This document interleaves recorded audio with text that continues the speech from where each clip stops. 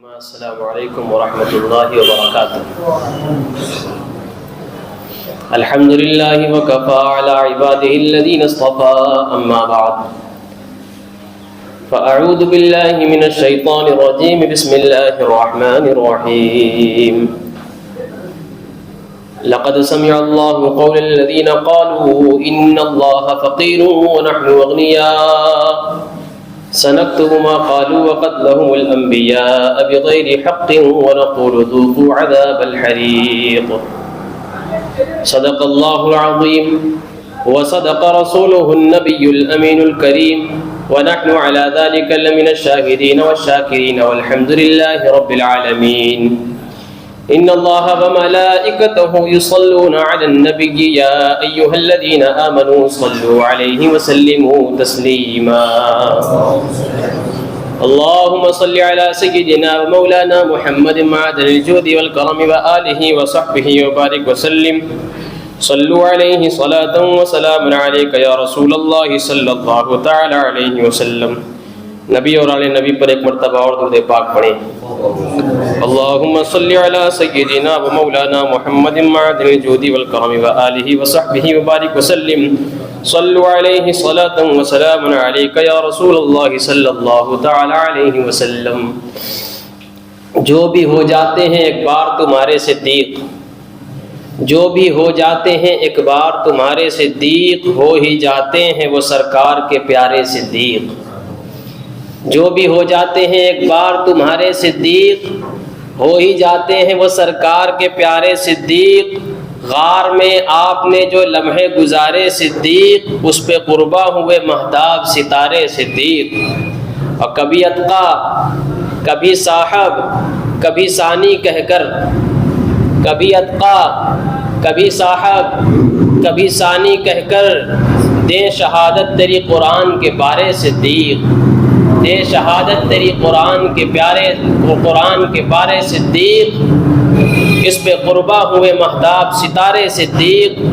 اور تیری شان ایسی کہ مانے تو مسلمان، تیری شان ایسی کہ مانے تو مسلمان، ورنہ ہوگا منکر تیرا دوزخ کے کنارے صدیق، ہوگا منکر تیرا دوزخ کے کنارے صدیق۔ اور کتنے دیوانے احمد کو کرایا آزاد، کتنے دیوانے احمد کو کرایا آزاد، اور کتنے گستاخ کے سر تم نے اتارے صدیق۔ اس پہ قرباں ہوئے مہتاب ستارے صدیق۔ عزیزان ملت اسلامیہ، سلسلہ چل رہا ہے شان و فضائل سیدنا صدیق اکبر رضی اللہ تعالیٰ عنہ۔ یہ اتنا سلسلہ مبارک سلسلہ ہے کہ اسے سلسلۃ الذھب کہا جائے تو بجا ہے، بلکہ اسے نہ اگر سلسلۃ الذھب کہا جائے تو کسے کہا جائے؟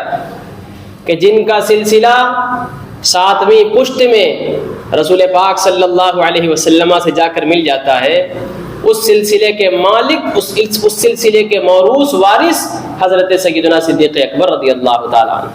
سیدنا صدیق اکبر رضی اللہ تعالیٰ عنہ کا عالم یہ ہے کہ حضور صلی اللہ علیہ وسلم کی تبلیغ پر سب سے پہلے ایمان لائے، اور پھر ایسی تبلیغ کی کہ گرد و نواح مدینہ سے نکلتے ہوئے، چلتے ہوئے، گھومتے ہوئے یہودیوں کے محلے میں پہنچ گئے۔ یہودیوں میں محلے میں پہنچے ہیں تو پھر کیا دیکھتے ہیں کہ ان کی مجلس سجی ہوئی ہے، اور ان کا پادری، ان کا مولوی احبار، جو احبار میں سے مولوی کہا جاتا ہے بڑے مولویوں کو، یہودیوں کا مولوی تقریر کر رہا ہے۔ حضرت سیدنا صدیق اکبر رضی اللہ تعالیٰ عنہ دیکھتے ہیں تو آواز دیتے ہیں، اے پادری، اس کا نام تھا حنفس۔ پادری کو آواز دے کے کہتے ہیں، اے حنفس، کیا تجھے اللہ کا خوف نہیں؟ میں تجھے دعوت دیتا ہوں، اسلام کی دعوت کو قبول کر لے، اللہ کو ایک مان لے، رسول اللہ کو اللہ کا رسول مان لے۔ وہ حنفس کہنے لگا، کیسے مان لوں؟ کہا، کیا تیری توریت و زبور و انجیل میں، کیا تو نے ان کے بارے میں، ان کی آیات کے بارے میں، ان کی نشانیوں اور علامات کے بارے میں نہیں جانتا؟ بے شک تو جانتا ہے، مگر تو انکار کرتا ہے، تجھے خوف نہیں ہے۔ وہ انکار کرنے لگا، کہتا ہے، میں اس اللہ پر ایمان لے آؤں جو معاذ اللہ فقیر ہے، جو اپنے بندوں سے قرض مانگتا ہو، اور اس نے یہ کہہ کر قرآن کی آیت پڑھی من ذا الذی یقرض اللہ قرضا حسنا فیضاعفہ لہ اضعافا کثیرہ. اللہ ارشاد فرماتا ہے کہ اسے جو قرض دے گا اللہ تبارک و تعالی اسے دو گنا کر کے لوٹا دے گا. بے شک یہ آیت حق ہے. اللہ کی راہ میں یہاں خرچ کرنا مراد ہے. جس نے اللہ کی راہ میں اللہ کے دین کے لیے اپنے پیسے کو خرچ کر دیا, اللہ کی راہ میں جان و مال اور جہاد کی صورت میں پیدا کر دیا اور اپنے مال و دولت کو خدا کی راہ میں لٹا دیا, اللہ کا وعدہ ہے کہ اسے دوگنا اور تیگنا کر کے لوٹائے گا. حشر کے میدان میں دنیا دیکھے گی کہ جن کو ہم کنجوس سمجھتے تھے راہ خدا میں ان کا ایک مشت گیہوں ڈالنا اللہ کے نزدیک اس قدر مقرب ہوا, اللہ کے نزدیک اس قدر محبوب ہوا کہ اللہ تبارک و تعالیٰ نے انہیں اعلیٰ علیین کی منصب میں شمار کر دیا. جب اس نے یہ آیت پڑھی سیدنا صدیق اکبر رضی اللہ تعالیٰ عنہ کو جلال آیا اور اس آیت کا یہ مقصد نکالا کہ تمہارا خدا معاذ اللہ بہت بڑا فقیر ہے جو اپنے بندوں سے قرض مانگتا ہے اور ایسا قرض مانگتا ہے قرض لینے لائق ہے معاذ اللہ, اور اس کے بعد اپنے بندوں سے کہتا ہے کہ ان قریب میں تمہیں دو گنا کر کے لوٹاؤں گا. سیدنا صدیق اکبر کو جلال آتا ہے, ارشاد فرماتے ہیں تو نے بہت بڑی غلطی کی ہے, بہت غلط بات کہی ہے. آگے بڑھتے ہیں, ایک تماچا رسید کر دیتے ہیں. جب ایک تھپڑ مارتے ہیں تو وہ آگ ببولا ہو جاتا ہے. مار کے آپ پھر فرماتے ہیں تو نے اللہ کی گستاخی کی, اللہ کو معاذ اللہ کی شان میں گستاخی کی, توہین کی. اگر تجھ سے میرا معاہدہ نہ ہوتا تو میں تیری گردن کو اڑا دیتا. سیدنا صدیق اکبر کے اس بیان کو سن کر وہ آگ ببولا ہوا اور سرکار صلی اللہ علیہ وسلم کی بارگاہ میں اپنا کیس لے کر آیا, کیس فائل کر دیا. حضور کی عدالت ہے, دنیا والے جہاں دنیا سے داد رسی نہیں پاتے ہیں حضور کی بارگاہ میں چلے آتے ہیں. اعلیٰ حضرت ارشاد فرماتے ہیں ہاں یہی کرتی ہیں چڑیاں فریاد اور یہی سے چاہتی ہیں ہرنی رات. کہتے ہیں حضور کی ایسی بارگاہ ہے کہ چڑیاں آ کر فریاد کرتی ہیں اور ہرنی کہتی ہیں کہ یا رسول اللہ ہمارے اوپر کرم فرما دیجئے کہ ہم آپ سے انصاف کا مطالبہ کرتے ہیں, یا رسول اللہ انصاف فرما دیجئے. یہ وہ بارگاہ ہے کہ انسان و جنات تو انسان و جنات بلکہ چرند پرند بھی آ کے حضور کی بارگاہ میں اپنے انصاف کے معاملات کو پیش کرتے ہیں. کہتے ہیں یا رسول اللہ ہم ظلم سے ٹوٹے پڑے ہوئے ہیں, حضور کی بارگاہ سے داد رسی چاہتے ہیں. رسول اللہ صلی اللہ علیہ وسلم کی بارگاہ ایسی بارگاہ ہے نہ صرف مسلمان کے لیے بلکہ یہودی نصارا گو کہ ہر ملک میں ہر دین پر ایمان رکھنے والے لوگوں کا حال یہ تھا کہ اپنے دین کا خیال نہیں کرتے تھے, بلکہ اس قدر حضور کا انصاف مشہور و مقبول تھا کہ حضور کی بارگاہ میں دوڑے چلے آتے تھے. حضور کی بارگاہ ہے یہ. یہودی چلا آیا, وہ یہودی جس نے اللہ کی توہین کی, رسول اللہ کی توہین کی, وہ یہودی بڑی چالاکی سے آتا ہے حضور کی بارگاہ میں کہتا ہے اے محمد صلی اللہ علیہ وسلم, اے محمد صلی اللہ علیہ وسلم, آپ کے وزیر آپ کے خلیفہ حضرت سیدنا صدیق اکبر کے بارے میں ابو بکر کے خلاف کیس فائل کرنے آیا ہوں. انہوں نے بھری محفل میں میرے ساتھ ایسا کیا, پھر ایسا کیا. جب اس طرح سے وہ شمار کرنے لگا تو سیدنا صدیق اکبر سے حضور صلی اللہ علیہ وسلم نے پوچھا اے صدیق کیا یہ بات صحیح ہے؟ جیسے ہی سیدنا صدیق اکبر سے سوال ہوا حضور سے, حضور کی بارگاہ میں ارشاد فرمانے لگے فدا کا امی و ابی یا رسول اللہ صلی اللہ علیہ وسلم, یا رسول اللہ صلی اللہ علیہ وسلم یہ جھوٹ بول رہا ہے, اس نے اللہ کی توہین کی, آپ کی توہین کی, معاذ اللہ اللہ کو فقیر بتایا. جیسے ہی یہ بات سنی تو یہودی نے دیکھا تو اب تو جان کے لالے پڑ جائیں گے. حضور کی بارگاہ میں جیسے ہی یہ کیس فائل ہوا, مقدمہ شروع ہوا, جیسے ہی سیدنا صدیق اکبر نے کہا کہ اس نے اللہ کی توہین کی ہے, رسول اللہ صلی اللہ علیہ وسلم نے سماعت کیا ہی تھا کہ یہودی بول پڑا کہ نہیں میں نے ایسا نہیں کہا ہے, میں نے ایسا نہیں کہا. طرح طرح کی باتوں میں ہیلے بہانے ڈھونڈنے لگا. اتنا ہی بھی مسئلہ چل ہی رہا تھا, مقدمہ کی سنوائی ہو ہی رہی تھی کہ اللہ تبارک و تعالیٰ نے اپنے حبیب لبیب صلی اللہ علیہ وسلم پر آیت کا نزول فرما دیا. یہ صدیق اکبر کو جھوٹا کہہ رہا ہے. اے محبوب بتا دو یہ ابو بکر تھا, میں نے اسے آسمانوں میں صدیق کہہ کر پکارا. اللہ نے آیت اتار دی. اللہ نے ارشاد فرمایا لقد سمع اللہ قول الذین قالوا, یہ سچ ہے کہ اللہ نے ان کی بدگوئی کو سنا. قالوا, انہوں نے جو کہا, ان اللہ فقیر ونحن اغنیاء, کہا کہ اللہ فقیر ہے اور ہم غنی ہیں, پیسے والے ہیں, مال و دولت والے ہیں. ان اللہ فقیر ونحن اغنیاء سنکتب ما قالوا وقتلهم الانبیاء بغیر حق. تو سن لو, میں نے ان کی بدگوئی کو سنا کہ انہوں نے کہا اللہ فقیر ہے اور ہم امیر ہیں, دولت مند ہیں, غنی ہیں. سنکتب ما قالوا, انہوں نے جو کہا اللہ نے انہیں لکھ لیا ہے. وقتلهم الانبیاء بغیر حق, اور انہوں نے جو اپنے نبیوں کو قتل کیا ہے اس کو بھی بغیر حق کے ناحق قتل کیا تھا, اس کو بھی لکھ لیا گیا ہے. وَنَقُولُ ذُوقُوا عَذَابَ الْحَرِيقِ, انہیں بتا دیا جائے, انہیں کہہ دیا جائے کہ ان کے لیے اللہ نے عذاب حریق تیار کر رکھا ہے, اس کا مزہ چکھنے والے ہیں یہ لوگ. عذاب حریق, دہکتی ہوئی خطرناک آگ, جس کا مزہ یہودی نصرانی بلکہ ہر وہ شخص جس نے اللہ کی توہین کی.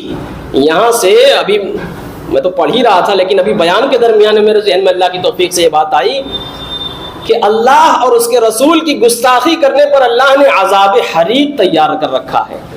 جنہوں نے اللہ کے رسول کی شان میں گستاخی کی, اللہ کی گستاخی کی, ان کے لیے اللہ نے عذاب حریق اور ان کا جو حشر ہوگا, اس آیت کے تناظر میں میری فہم و فراست کے مطابق یہ اخذ ہوتا ہے, یہ نکلتا ہے کہ جس نے اللہ اور رسول کی گستاخی کی اس کا حشر یہودیوں کے ساتھ اور عذاب حریق ٹھکانا ہوگا. اللہ اکبر جل شانہ. یہ سیدنا صدیق اکبر ہیں کہ آپ کی صداقت پر اللہ تبارک و تعالیٰ نے آپ کے حق میں آیت کا نزول فرما دیا. اور رسول اللہ صلی اللہ علیہ وسلم جو عالم غیب ہیں, لیکن یہاں صرف سیدنا صدیق اکبر کی حمایت میں اللہ نے ان کے حق میں حضور اکرم صلی اللہ علیہ وسلم پر آیت کا نزول فرما کر کے حق و باطل کو ان کا امتیاز پیدا فرما دیا. اور دنیا نے دیکھا کہ یہودی جھوٹا, یہ یہودیوں کا مولوی جھوٹا, اور جو میرے محبوب کا حبیب ہے, جو میرے محبوب حبیب لبیب کا حبیب ہے, وہ سیدنا صدیق اکبر رضی اللہ تعالیٰ عنہ سچے ہیں. یہ سیدنا صدیق اکبر کے فضائل ہیں کہ ایک موقع تھا کہ سارے صحابہ, جہاں پہ لوگوں کی فاقہ کشی کا حال یہ تھا کہ گٹھلی چبا کر کے گٹھلی کو واپس سکھا کر کے رکھ دیا کرتے تھے کہ کل کو اسی سے سحری کریں گے اور پھر شام کو اسی سے چبا کر کے روزہ رکھیں گے, اسی سے روزہ افطار کریں گے. یہ حال تھا اس زمانے میں. سیدنا صدیق اکبر رضی اللہ تعالیٰ عنہ کی سخاوت کا عالم یہ ہے کہ جب آپ مشرف با اسلام ہوئے اس وقت آپ کے پاس 40,000 درہم تھے. جب آپ مسلمان ہوئے اس وقت 40,000 درہم تھے.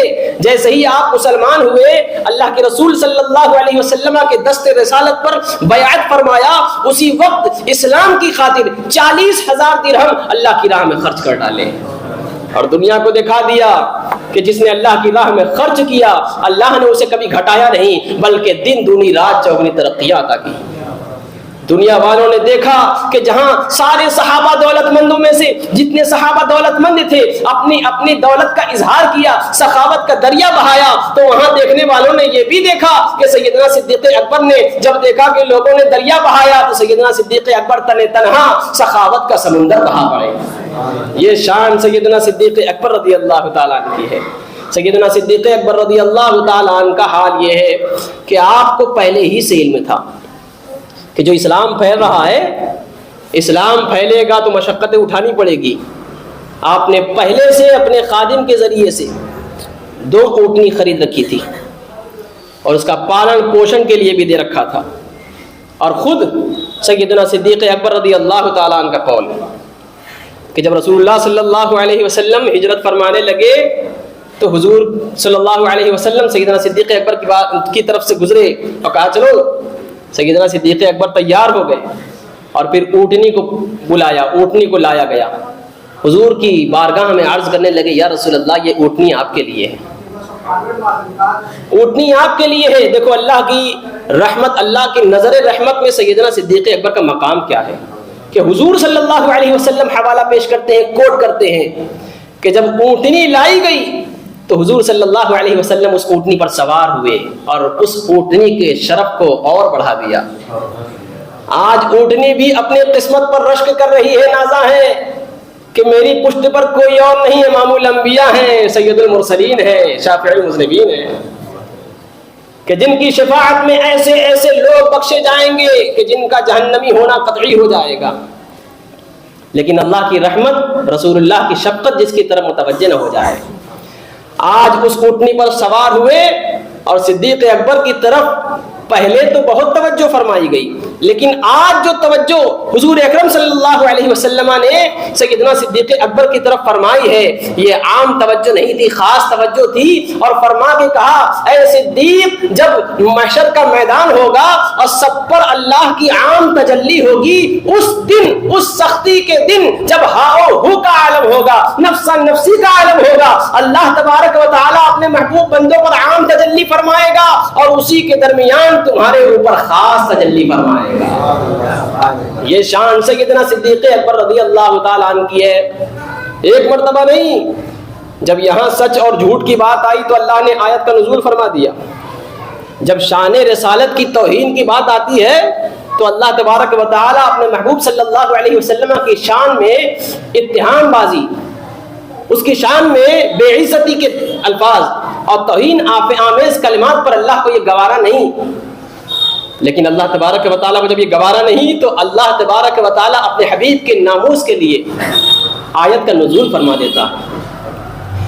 جب حضرت سیدنا صدیق اکبر کے والد ابو قحافہ, ان کا حال یہ تھا کہ حضور اکرم صلی اللہ علیہ وسلم کی شان میں بالکل ہلکے الفاظ میں توہین کر دی. سیدنا صدیق اکبر نے جیسے ہی ملاحظہ کیا تو آپ نے اس قدر زور سے دھکا دیا کہ دور جا کر گر پڑے. لوگوں نے دیکھا کہ باپ کو بیٹے نے دھکا دے کے گرا دیا. حضور کی بارگاہ میں یہی مسئلہ پھر پیش آیا گیا. جب پیش کیا گیا تو حضور نے فرمایا, اے ابو بکر, کیا یہ بات صحیح ہے کہ تو نے اپنے باپ کو دھکا دے کر گرایا؟ سیدنا صدیق اکبر رضی اللہ تعالیٰ عنہ سیدنا صدیق اکبر رضی اللہ تعالیٰ عنہ عرض فرمانے لگے, یا رسول اللہ صلی اللہ علیہ وسلم, میرے باپ نے آپ کی شان میں ہلکے الفاظ کا استعمال کیا جس پر صدیق کو گوارا نہ ہوا. ابو بکر نے برداشت نہ کیا, انہوں نے ایسے کلمات کا استعمال کیا جس کی وجہ سے مجھے رہا نہ گیا, میں نے دھکا مار دیا. اے اللہ کے رسول, آپ گواہ ہو جائیں, اگر میرے پاس اس وقت تلوار ہوتی تو میں ان کے سر کو قلم کر دیتا. اللہ اکبر جل شانہ. حضرت صدیق اکبر رضی اللہ تعالیٰ عنہ کے ہاتھ میں اس وقت تلوار نہ تھی, ورنہ ابو قحافہ کا سر بھی ان کے گردن سے جدا ہو جاتا, ان کے دھڑ سے ختم ہو جاتا. لیکن اللہ کے رسول صلی اللہ علیہ وسلم نے کہا, نہیں, ایسا نہ کرو.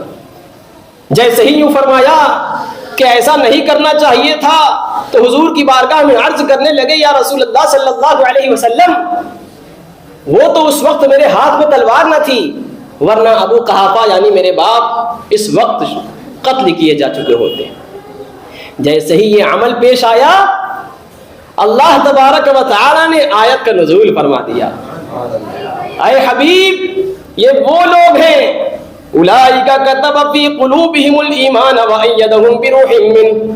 اس سے پہلے کی آیات کا کیا ٹکڑا ہے معلوم ہے؟ اللہ ارشاد فرماتا ہے, یہ وہ لوگ ہیں جنہوں نے اللہ پر ایمان لایا, اللہ کے رسول پر ایمان لایا, اور ان کا حال یہ ہوتا ہے کہ یہ کبھی بھی کافروں سے, مشرکوں سے محبت اور دوستی نہیں رکھتے, اللہ اور رسول کی شان میں ذرا بھی گستاخی نہیں سن سکتے. پھر آگے اللہ ارشاد فرماتا ہے, وَلَوْ كَانَ آبَاءُهُمْ, اگرچہ ان کے ماں باپ ہی کیوں نہ گستاخی کر رہے ہو, ان کے گھر والے ہی کیوں نہ گستاخی کر رہے ہو, ان کے قبیلے والے ہی کیوں نہ گستاخی کر رہے ہو, یہ چہرہ نہیں دیکھتے بلکہ اللہ اور رسول کی محبت کو پہلے آگے رکھتے ہیں, اس کے بعد پھر اس کا جو معاملہ ہوتا ہے پیش کرتے ہیں. جب یہ آیت کا نزول ہوا اور پھر اس میں بتایا گیا کہ جو اللہ اور رسول پر ایمان رکھتے ہیں وہ توہین آمیز کلمات اللہ کے رسول کی شان میں برداشت نہیں کرتے, اور پھر کیٹیگری بیان کر دی گئی کہ لوگ کہیں بہانہ نہ بنائے آنے والے دنوں میں کہ وہاں پہ باپ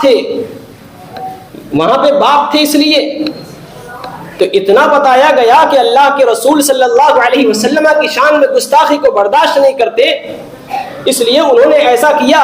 لیکن اگر باپ ہو، ماں ہو، چچا ہو، قبیلے والا ہو، دوست ہو، گدیدار ہو، تعلق دار ہو، رشتہ دار ہو، منصب دار ہو، اس کو نہیں دیکھ رہا، بلکہ اللہ نے کھل کے بیان فرما دیا، الفاظ اسی طرح کے ہیں کہ وہ اپنے ماں باپ کو نہیں دیکھتے کہ سامنے گستاخی کرنے والا باپ ہے یا بھائی ہے، چچا ہے یا گدیدار ہے، رشتہ دار ہے یا تعلق دار ہے، دوست ہے یا احباب ہے، اس سے تجارت کرنے والا ہے یا نہیں کرنے والا، بلکہ بس اتنا دیکھتا ہے کہ میرے سامنے توہین کرنے والا اگرچہ میرا رشتہ دار ہے، اگر اس نے توہین کیے تو گستاخ رسول کی سزا فقط موت ہے۔ یہ عمل سیدنا صدیق اکبر رضی اللہ تعالیٰ عنہ سے وارد ہوا، اور پھر اللہ تبارک و تعالیٰ کی تائید و تصدیق بھی ہو گئی، اور پھر اللہ ارشاد فرماتا ہے اولئک کتب فی قلوبہم الایمان وایدہم بروح منہ، یہی وہ لوگ ہیں، اللہ تبارک و تعالیٰ ان کی علامات بھی بیان کر رہا ہے کہ ایسے لوگ کیا کیا کر گزرتے ہیں، اور پھر ان کے اوپر اس قدر سے سبت فرما دیا گیا، ایسا ایمان منقش فرما دیا گیا کہ اللہ ارشاد فرماتا ہے کہ یہی وہ لوگ ہیں جن کے دلوں میں ایمان کو منقش کر دیا گیا ہے، دنیا ادھر کی ادھر ہو جائے یہ کبھی ایمان و اسلام سے متزلزل نہیں ہو سکتے ہیں، اور پھر ان کی مدد بھی اللہ اس طرح سے ارشاد فرماتا ہے کہ ان کی مدد میں روح قدس کے ذریعے یعنی جبرائیل امی کے ذریعے سے کراتا ہوں۔ یہی جبرائیل امی ہیں رضی اللہ علیہ السلام کہ حضرت سیدنا صدیق اکبر رضی اللہ تعالیٰ عنہ ہے، اور صحابہ کا جمگھٹ، صحابہ کی انجمن ہے، کھانا آیا، سب لوگوں کو بانٹا گیا، سب کو ایک ایک لقمہ، اور سیدنا صدیق اکبر کو 3 لقمہ دیا گیا۔ جب پوچھا گیا ابن عباس نے کہا یا رسول اللہ صلی اللہ علیہ وسلم سب کو ایک ایک لقمہ، سیدنا صدیق اکبر کو 3 لقمہ؟ تو کہا ہاں، 1 لقمہ جبرائیل علیہ السلام کی طرف سے۔ کہا اے عتیق، یہ لقمہ عتیق کو مبارک ہو، آسمانی مخلوق سیدنا جبرائیل علیہ السلام۔ کہا یا رسول اللہ یہ 1 لقمہ عتیق کو مبارک، عتیق مانے آزاد۔ اللہ نے عتیق کہہ کے پوری دنیا کے ذہن کے مفہوم کو اوپر واضح کر دیا کہ دنیا ادھر کی ادھر ہو جائے، اب کچھ بھی کر گزرے، لیکن سیدنا صدیق اکبر کبھی عذاب جہنم کے کبھی نہ شکار ہوں گے، اسی لیے عتیق کہا، عتیق من النار، اس کا جو یہ شارٹ فارم ہے عتیق شارٹ فارم ہے، اس کا فل فارم یہ ہے کہ عتیق من النار یعنی نار سے آزاد، جہنم کی آگ سے آزاد۔ دوسرا لقمہ یا رسول اللہ، ہم سب کو ایک ایک لقمہ، سیدنا صدیق اکبر کو 3 لقمہ، 1 لقمہ کا ذکر ہو گیا۔ جبرائیل علیہ السلام نے کہا اے عتیق لقمہ مبارک۔ پھر اس کے بعد میکائیل علیہ السلام کی طرف سے حضور نے فرمایا، میکائیل نے کہا یا رسول اللہ صلی اللہ علیہ وسلم آپ کے رفیق کو لقمہ مبارک۔ رسول اللہ صلی اللہ علیہ وسلم نے فرمایا کہ میکائیل 1 لقمہ میکائیل کی طرف سے ہے، وہ کہتے ہیں یا رسول اللہ آپ کے رفیق کو لقمہ مبارک ہو۔ کہا یا رسول اللہ یہ تو 2 لقمہ ہو گیا، تیسرا کہتا، کہا حضور صلی اللہ علیہ وسلم نے تیسرا لقمہ میری طرف سے اے صدیق مبارک ہو۔ عتیق کہا گیا آسمانی، رفیق کہا گیا آسمانی، اور یہاں حضور صدیق فرما رہے ہیں، جو کہ حضور زمین پر ہیں اس کے باوجود صدیق فرماتے ہیں، لیکن یہ صدیق لقب زمینی نہیں بلکہ یہ بھی آسمانی لقب ہے، اللہ نے اپنے محبوب کے ذریعے سے کہلوایا۔ والذی جاء بالصدق وصدق بہ، یہ وہ ہیں کہ جو ان کی سچائی کے بارے میں اللہ ارشاد فرماتا ہے، یہ ایسے صدیق ہیں کہ زمانہ دیکھ کر کے گواہی دیتا ہے، یہ ایسے صدیق ہیں، اللہ نے انہیں صدیق اکبر ایسے ہی نہیں بنا دیا بلکہ یہ بے دیکھے اپنے حبیب پر ایمان لانے والے ہیں، بے دیکھے اپنے حبیب کی حق میں گواہی دینے والے ہیں، ایسے صدیق ہیں، ایسے صدیق۔ یہی صحابہ کی انجمن ہے، کیوں نہ ان کو افضل و اعلیٰ سمجھا جائے، یہی صحابہ کی انجمن ہے۔ حضور ارشاد فرمانے لگے صلی اللہ تعالی علیہ وسلم، میں اکثر کہتا ہوں کہ حضور کا ذکر ہو، چاہے نام لیا جائے، نام نامی اس میں گرامی وجہ سلامی لیا جائے، اور چاہے آپ کے لقب سے پکارا جائے، عادت بنا لیجئے صلی اللہ علیہ وسلم کہنے کی۔ ہم میں سے اور آپ میں سے کون کون مدینہ جانا چاہتا ہے؟ بتائیے، ہاتھ اٹھا کر بتائیے۔ میں سمجھتا ہوں کوئی ایسا مسلمان وہ چاہے دڑی منڈا ہو, نماز نہ پڑھنے والا ہو, سب کی حسرت ہوتی ہے کہ میں مدینہ جانا چاہتا ہوں. میں آپ کو مدینہ جانے کا کھلا راز بتا دیتا ہوں. جس نے کثرت سے درود شریف کی کثرت اپنے لیے استعمال کر لیا کہ حضور کی بارگاہ میں کثرت کے ساتھ درود پیش کریں گے, بہت جلد حضور اپنی بارگاہ میں بلا لیں گے. اور اس کا سب سے زیادہ بینیفٹ جس نے 300 مرتبہ یوم جمعہ کے دن حضور پر درود بھیج دیا تو بہت جلدی ٹکٹ لگ جائے گا مدینے کا. یہ میرا خود کا تجربہ الحمدللہ. لیکن آپ درود سے بھاگتے ہیں, جبکہ حضور صلی اللہ علیہ وسلم نے درود شریف بھیجنے پر اور نہ بھیجنے پر جو فضیلت بیان کی اور نہ بھیجنے پر جو وعید ہے وہ آپ سے ڈھکا چھپا نہیں ہے کہ جو چاہتا ہے کہ مدینہ جائے کثرت سے درود پاک پڑھے. حضور صلی اللہ علیہ وسلم کی بارگاہ میں سارے صحابہ کا جھرمٹ لگا ہوا ہے, انجمن صحابہ, اور صحابہ کی انجمن ہے. حضور ارشاد فرمانے لگے, سوال فرمانے لگے, تم میں سے کون ہے, میں ایک خصلت بتا دیتا ہوں کہ جن میں یہ 4 باتیں پائی جائیں گی وہ جنتی ہیں, وہ جنتی ہے. سب کے دل میں یہ اٹھلانے لگا, اور سب کا دل کہ جلدی سے حضور فرما دیں, ہو سکتا ہے ہم میں سے وہ ساری خصلتیں موجود ہوں. صحابہ کی انجمن میں پکارا ہے رسول اکرم صلی اللہ علیہ وسلم نے, تم میں سے کون ہے جو آج کے دن کا روزہ رکھا ہو. صحابہ کی انجمن خاموش ہے. اس میں سے ایک ہی شخص کھڑا ہوا جس کا نام صدیق ہے, ابو بکر ہے. ابو بکر کھڑے ہو کر کہتے ہیں یا رسول اللہ صلی اللہ علیہ وسلم, انا, میں ہوں یا رسول اللہ. جیسے ہی پوچھا کہ تم میں سے روزہ کون رکھا ہوا ہے تو سیدنا صدیق اکبر کھڑے ہو گئے, یا رسول اللہ فدا کا امی و ابی, آپ کے قدموں میں میرے ماں باپ قربان, میری جان قربان کہ میں آج روزہ رکھا ہوا ہوں. سبحان اللہ سبحان اللہ. پھر ارشاد فرماتے ہیں تم میں سے کون ہے, فمن تبع منکم اليوم جنازہ, تم میں سے کون ہے جس نے آج کے دن جنازہ پڑھا ہو. صحابہ کی انجمن خاموش. اگر کوئی بولنے والا ہے تو ابو بکر صدیق ابن ابو قحافہ ہے, کھڑا ہو کے پکارتا ہے یا رسول اللہ صلی اللہ علیہ وسلم, آج کے دن جنازہ پڑھنے والا بھی میں ہوں. 2 خصلت پائی گئی. پھر سرکار صلی اللہ علیہ وسلم نے سوال فرمایا تم میں سے کون ہے جس نے مسکین کو کھانا کھلایا ہو. صحابہ کی انجمن ہے, سناٹا چھایا ہوا ہے. کھڑے ہونے والے کا نام ابو بکر ابن قحافہ ہے. کھڑے ہو کے کہتے ہیں یا رسول اللہ صلی اللہ علیہ وسلم, آج کے دن مسکین کو کھانا کھلانے والا ابو بکر آپ کا غلام ہے. چوتھا سوال ہوتا ہے کہ آج تم میں سے کون ہے جس نے مریض کی عیادت کی ہو, بیمار کی تیمارداری کی ہو. جب سب یہ سوال ہوا سارے کے سارے خاموش ہیں. بولنے والے کی ذات ابو بکر صدیق کھڑا ہو کر پکارنے لگا یا رسول اللہ صلی اللہ علیہ وسلم, انا, میں آپ کا غلام, میری جان آپ کے قدموں میں قربان, میں نے آج مریض کی عیادت بھی کی ہے. حضور ارشاد فرمانے لگے اگر تم نے یہ 4 خصلتوں پر عمل کیا, ان 4 باتوں پر عمل کیا تو تمہیں مبارک ہو کہ تم جنتی ہو. حضور نے 1 مرتبہ نہیں کئی مرتبہ یہ ارشاد فرمایا کہ تم جنتی ہو, تم جنتی ہو, تم جنتی ہو.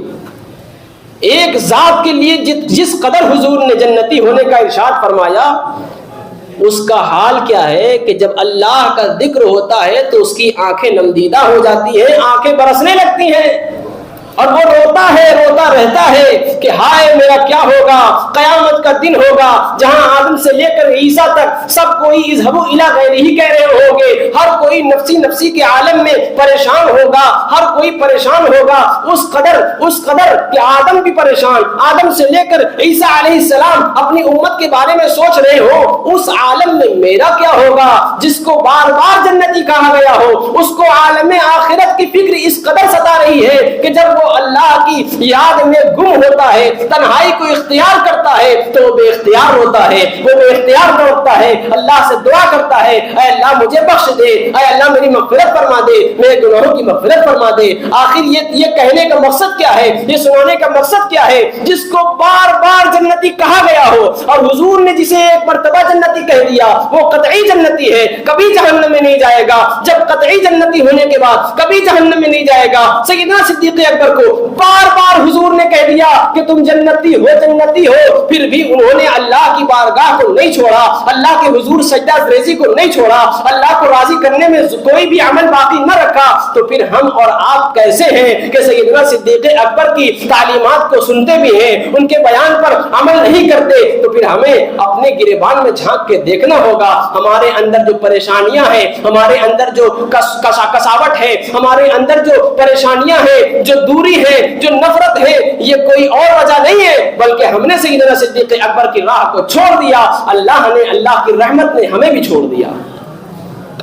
اگر اللہ کی رحمت چھوڑ دے تو پھر بندے کا کیا حال ہوتا ہے؟ میں نے بار بار بتایا، صوفیہ فرماتے ہیں جس نے اللہ کے راہ کو چھوڑ دیا، اللہ کی تسبیح کو چھوڑ دیا، تو وہ غفلت کا شکار ہو جاتا ہے۔ اور وہ مثال میں بار بار پیش کرتا ہوں کہ جو مچھلیاں شکار کی جاتی ہیں وہ یوں ہی شکار نہیں ہوتی، بلکہ انہوں نے اللہ کے ذکر سے غفلت اختیار کر لی۔ جن پرندوں نے اللہ کے ذکر کو چھوڑا وہ شکار ہو گیا، جن جانوروں نے اللہ کے ذکر کو چھوڑا وہ شکار ہو گیا، جن مچھلیوں نے اللہ کے ذکر کو چھوڑا وہ شکار ہو گیا۔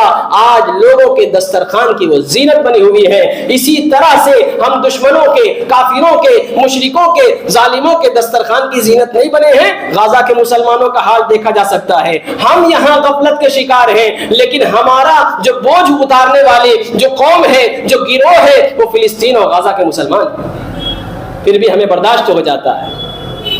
یہ جنگ آج سے نہیں بلکہ برسوں سے ہو رہی ہے۔ غزہ و فلسطین اور مسجد اقصی کے ارد گرد رہنے والے مسلمانوں کو آج سے نہیں مارا جا رہا ہے، آج سے نہیں قتل کیا جا رہا ہے، بلکہ ایک زمانہ ہو گیا قتل کرتے کرتے۔ لیکن آج ہم لوگ دیکھنے والے آلات کو دیکھ رہے ہیں، ہمارے اندر موبائل ہے، ہمارے پاس کمپیوٹر ہے، ہمارے پاس طرح طرح کے سوشل میڈیا ہیں، جس کی وجہ سے ہم دیکھ رہے ہیں۔ جب لوگ نہیں دیکھتے تھے، جن کے پاس لوگوں کو دیکھنے کا کوئی آلہ موجود نہیں تھا، صرف سنتے تھے کہ مسلمانوں نے فلسطین مارے جا رہے ہیں، قتل کیے جا رہے ہیں، تڑپ اٹھتے تھے، وہ تڑپ اٹھتے تھے، رونے لگتے تھے۔ آج ہم سب دیکھتے بھی ہیں، لیکن اپنے مسلمان بھائیوں کو تڑپتا ہوا دیکھ کر ہمارا جو نہیں رینگتا۔ تو پھر اپنے ایمان کا جائزہ لو مسلمانوں، کہ سیدنا صدیق اکبر رضی اللہ تعالی عنہ نے کیسے مسلمان کو تڑپتا دیکھا، تو پھر کس طرح سے پیش کیا، انشاءاللہ آنے والے جمعہ کو بیان کیا جائے گا۔ اللہ تبارک و تعالی سے دعا ہے سننے سے زیادہ عمل کرنے کی توفیق اور عطا فرمائے۔ وآخر دعوانا الحمدللہ رب